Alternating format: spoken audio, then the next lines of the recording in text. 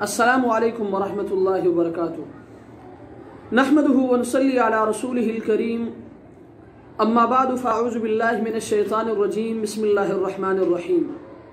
अल्हम्दुलिल्लाह, आज कश नंबर 235 में आपके मसाइल और उनके हल के साथ एक मरतबा फिर मैं आपके दरमियान।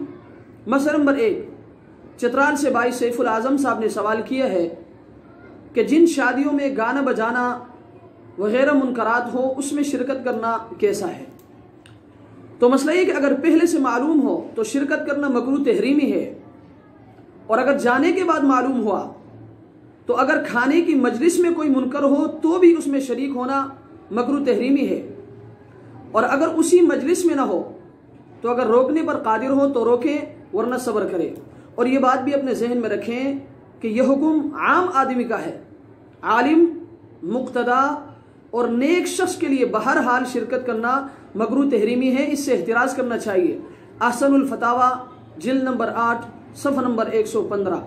मसला नंबर 2, कराची से भाई जानशेर साहब ने 2 सवाल किए हैं। उनका पहला सवाल यह है कि चपकली को मारना कैसा है।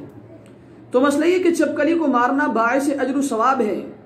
हुजूर अक़दस सल्लल्लाहु अलैहि वसल्लम ने उसके मारने पर अजर सवाब की वजह यह बयान फरमाई कि यह आतिश नमरूद में फूंक मारकर उसको तेज करके हज़रत इब्राहीम अलैहिस्सलातु वस्सलाम को ज़रर पहुंचाने में मदद कर रही थी।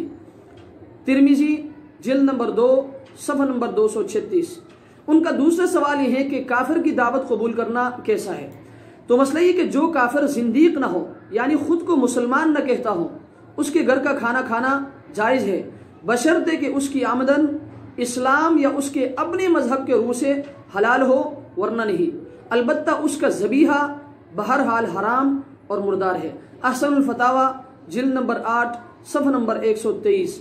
अल्लाह तबारक व तआला हमें इन मसाइल को समझने की तौफीक अता फरमाए। व आखिरु दावाना अनिल हम्दुलिल्लाहि रब्बिल आलमीन।